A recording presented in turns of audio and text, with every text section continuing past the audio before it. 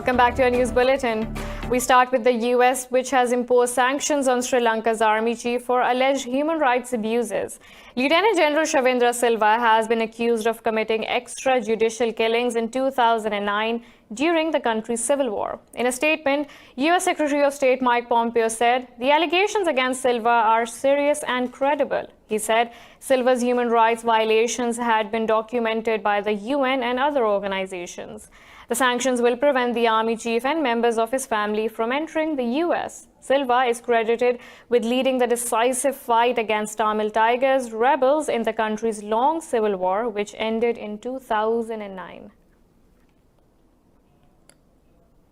Moving on, the United Nations says it is optimistic on the peace talks between the US and the Taliban, calling them a step toward ending the Afghan war. In a press briefing, the UN spokesperson Stéphane Dujarric said the body is closely following the Doha talks. Dujarric said the organization's office in Kabul has been kept up to date. He said the ongoing talks are important in opening a way to intra-Afghan peace talks. His statement comes a day before UN Chief Antonio Guterres' visit to Pakistan tomorrow. During his stay, Guterres will chair a conference on Afghan refugees and meet Pakistan's Prime Minister Imran Khan and other top leadership. The United Nations has called on Syria, Turkey and Russia to take steps towards de-escalation of the situation in Idlib. UN General Secretary spokesperson Stéphane Dujarric says a ceasefire is necessary to ensure humanitarian access to the region. Dujarric said the UN wants the conflicting parties in Syria to end violence and fighting. The statement comes after Turkey's President Recep Tayyip Erdogan accused the Russian and Syrian forces of targeting civilians in the Idlib. He said Ankara will not tolerate any further violations of the truce in Syria. Tensions are high in the region after clashes between Turkish and Russia-backed Syrian forces in Idlib. Turkey's President Recep Tayyip Erdogan has called for a peaceful resolution of the Kashmir issue. Speaking alongside Pakistan's Prime Minister Imran Khan in Islamabad, Erdogan said the Kashmir issue should be resolved as per UN resolutions and according to the will of Kashmiris. More in this report. Diplomatic ties between Ankara and Islamabad date back to 1947, soon after the creation of Pakistan. Turkey was one of the first countries to recognize Pakistan and supported its bid to become a UN member. The two-day visit of Turkey's President Recep Tayyip Erdogan has further strengthened the relations between the two countries. During his stay in Pakistan, the Turkish president addressed Pakistan's parliament for the fourth time in history. In his address, he reiterated his country's support for Pakistan, its stance on the Kashmir issue, and in the Financial Action Task Force. Kashmiri brothers have been facing problems for last so many years. The human rights situation in Kashmir has aggravated after India's recent unilateral steps in the valley. Kashmir conflict can't be resolved through use of power. Turkey will continue to seek the resolution based on peace, justice and dialogue. Erdogan and Prime Minister Imran Khan co-chaired the 6th session of the Pakistan-Turkey High-Level Strategic Cooperation Council in Islamabad. Addressing the Pakistan and Turkey Business Forum earlier, Erdogan said the two countries aim to enhance bilateral trade to $5 billion until 2023. Prime Minister Imran Khan thanked the Turkish president for his country's support for Pakistan. He said Pakistan and Turkey will jointly work to counter Islamophobia.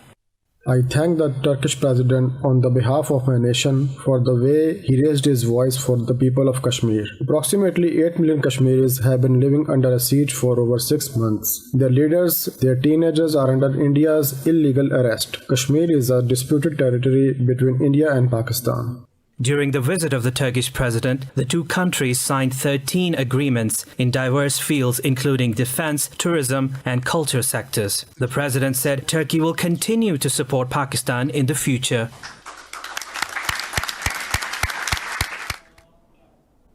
Pakistan's Army Chief General Qamar Javed Bajwa has said Islamabad values its unique relationship with Turkey. Talking to Turkish Defense Minister Hulusi Akar in Rawalpindi, General Bajwa said that Islamabad will always stand by Ankara. The military's media wing said matters of mutual interest and regional security were discussed in the meeting. It said measures to further enhance bilateral defense collaboration were also discussed.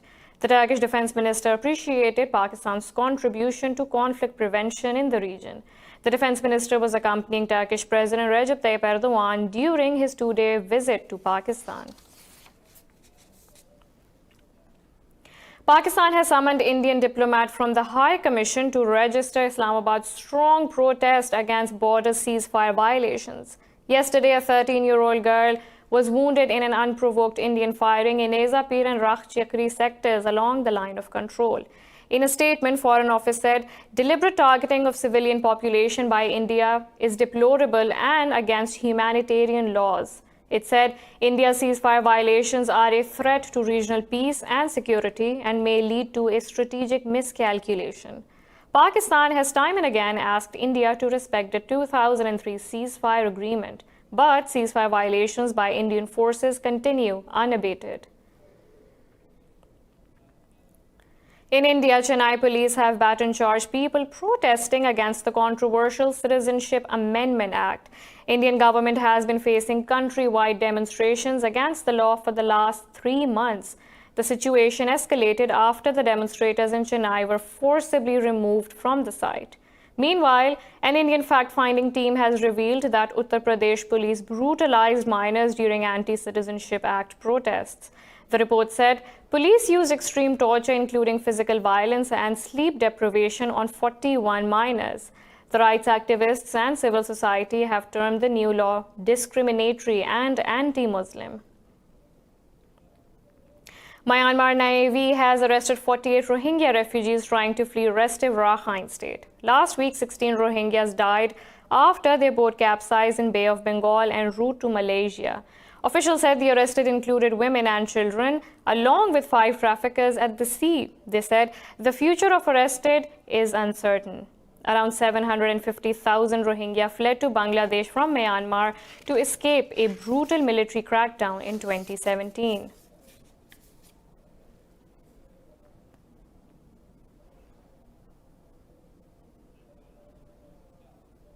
Yemen's Houthi rebel group has claimed to shoot down a Tornado fighter jet belonging to the government coalition.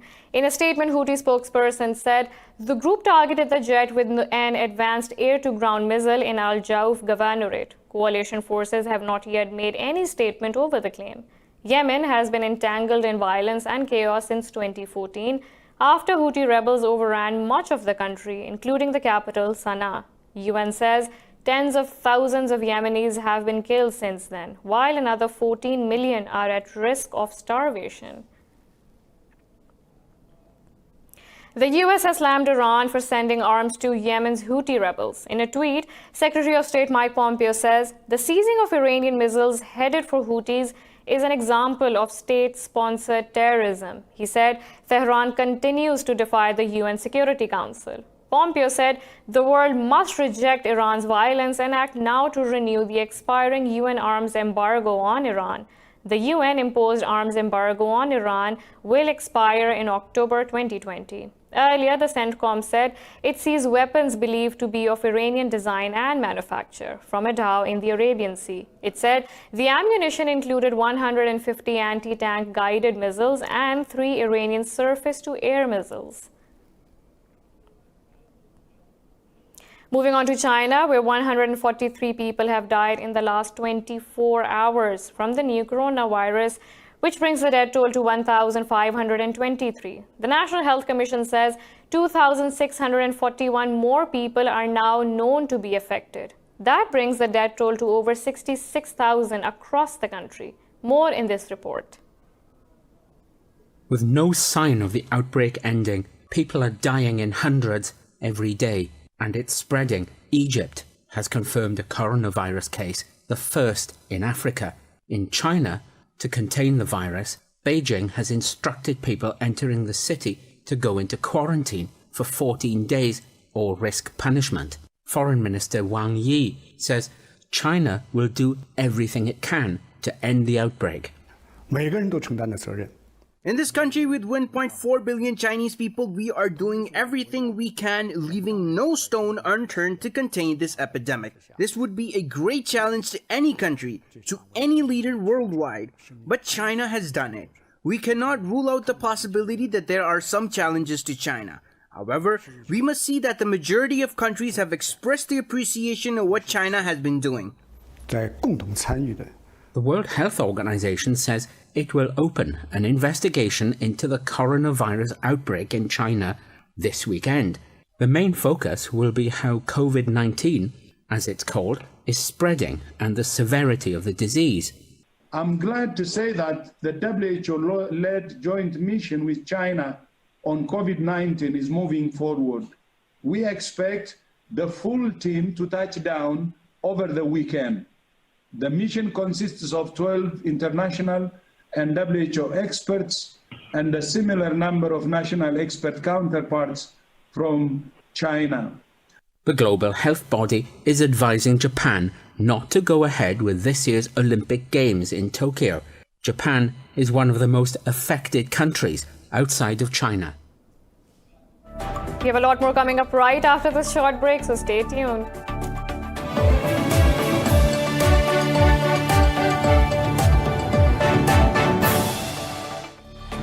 Welcome back to our news bulletin.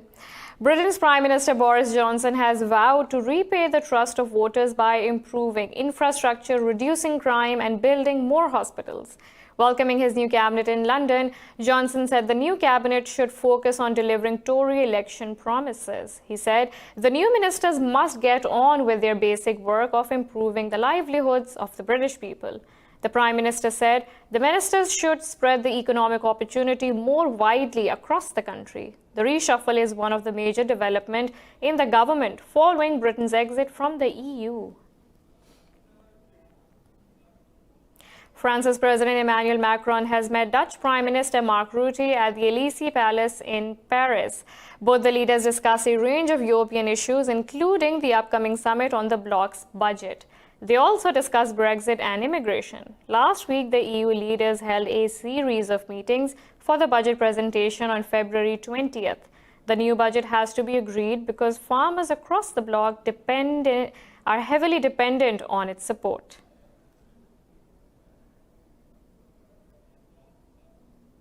In France, thousands of hospital workers have marched in Paris to demand higher salaries and the hiring of new nurses. Health workers have been holding strikes for over 10 months to demand more government funding. They say hospitals have been poorly staffed for years with deteriorating patient care. The demonstrators say the health minister should stop telling the country that all is well. France will absorb over $10 million of public hospital debt in a bid to end the months of street protests. The Munich Security Conference, often regarded as the Davos of security and foreign policy issues, is underway.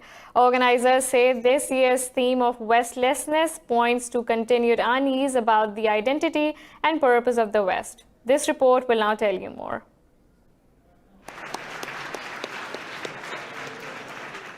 "35 heads of state are among more than 500 politicians, officials, and spies attending the three-day security summit in Munich. Speaking at the conference, Canadian Prime Minister Justin Trudeau called for countries to work together to cope with the crisis facing the world in 2020. Trudeau said a growing lack of trust in leaders is causing citizens to fall for populist movements. Trudeau also cautioned against the rise in authoritarianism.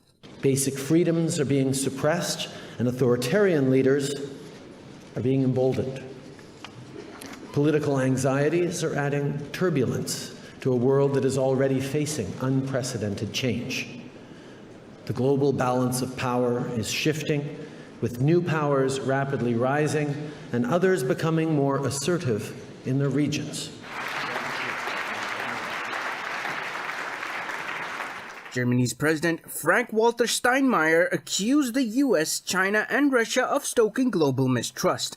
He deplored the three big powers' approach to global affairs and, without naming Trump, took issue with his promise to make America great again.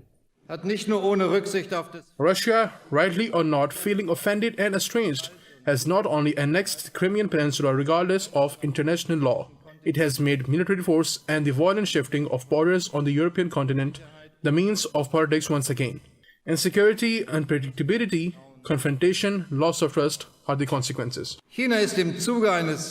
U.S. House Speaker Nancy Pelosi warned of what she called Huawei's insidious aggression. Pelosi called for an international effort to build something about freedom of information. If you want to build a collective conscience of values and respect for human rights and the rest, don't go near Huawei. And instead, let's internationalize, build something together that will be about freedom of information. As always happens at such events, on top of public sessions and speeches, many leaders meet on the sidelines of the conference, which ends tomorrow. Russian President Vladimir Putin and his Ukrainian counterpart Volodymyr Zelensky have discussed the release of Ukrainian citizens detained in Russia and other parts. Speaking over the phone, they also discussed preparations for the next meeting of the leaders of Ukraine, Russia, Germany, and France in the so-called Normandy format. Relations between Kiev and Moscow collapsed after Russia's annexation of Crimea in 2014. Moscow supports separatist fighters in the Donbas region in a war that has killed more than 13,000 people. Serbia and Kosovo have signed a deal to restore a railway link between the two Balkan rivals after a two-decade interval. The agreement was signed at the Munich Security Conference in the presence of Serbian and Kosovo presidents. The deal comes after the two sides signed an accord last month to resume commercial flights after a two-decade interval. Serbian President Aleksandar Vučić said it was a move to stabilize the region for the next decade. Kosovo President Hashim Thaçi said the entire region needs this deal. Kosovo has been recognized by over 110 countries, including the US, but not by Serbia, Russia, and China. Moving on to Haiti, where at least 15 children have died in a fire that swept through an orphanage outside the capital city of Port-au-Prince. Health workers say 7 of the victims were toddlers and the rest were aged 10 or 11. The orphanage was using candles for lighting because of problems with its generator and inverter. There was no immediate explanation for the accident. 40 people, including soldiers, have been killed in a spate of attacks in central Mali. Government officials say 31 civilians have died in inter-ethnic violence in the village of Ogosagu. Authorities say 30 heavily armed men entered Ogosagu, burning houses and looting livestock.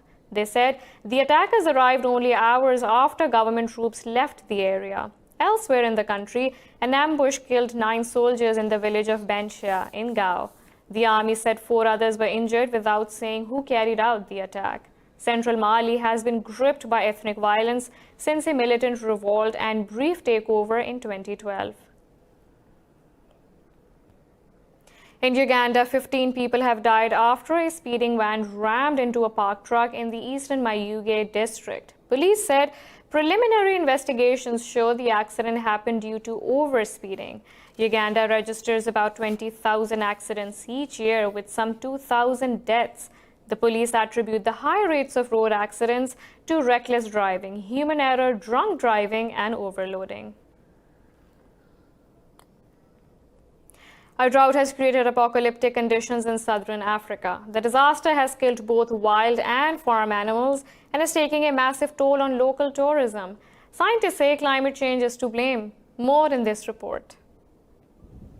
Last March, Cyclone Idai hit Zimbabwe and neighboring countries, killing over 1,000 people. Today, climatic conditions are the exact opposite, but the misery remains. South Africa is currently undergoing its worst drought in 35 years, creating a humanitarian disaster across the region.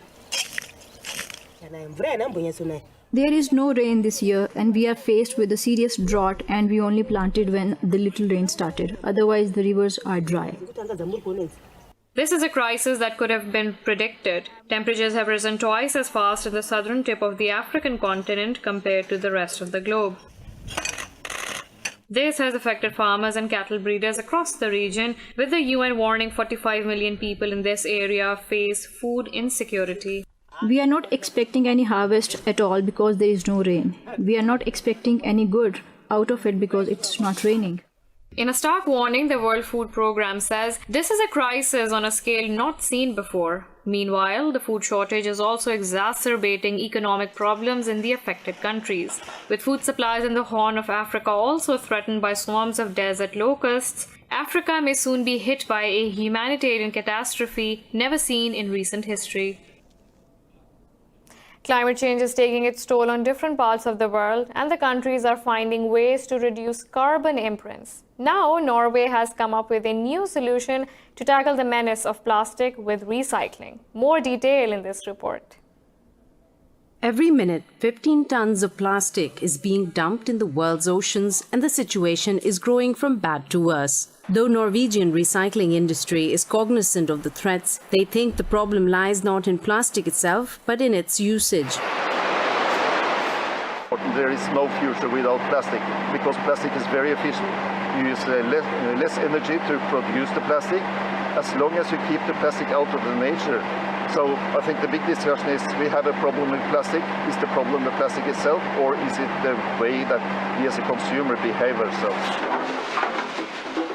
With a 90% recycling rate, the plastic deposit system is viewed as a key move to the country's success. Customers pay extra cents for plastic bottles and get refund after returning the empty ones. The EU member countries have been given a target to recycle 90% of plastic bottles up to 2029, but Norway is 10 years ahead of the deadline. The European Union, they are banning a lot of plastic materials like Q-tips and cutlery and so forth. But they also introduce collection targets on plastic bottles, so that all EU countries has to return 77% of all the bottles in 2025 and 90% in 2029. And we believe that the only way to achieve that is through deposit systems. More than 1 billion plastic bottles and aluminum cans were returned in the country in 2018. Everything which can be returned, I return. I collect everything and I take it to the deposit machine when my bag is full. Norwegians think people need to work out to keep plastic out of nature.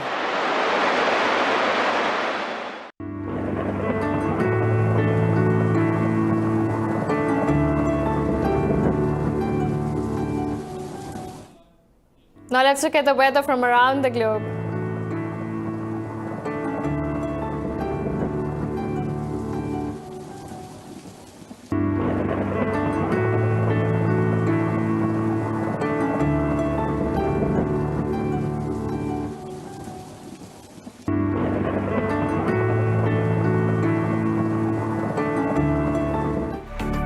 This is all for now. For the latest updates, you can follow us on social media at indus.news.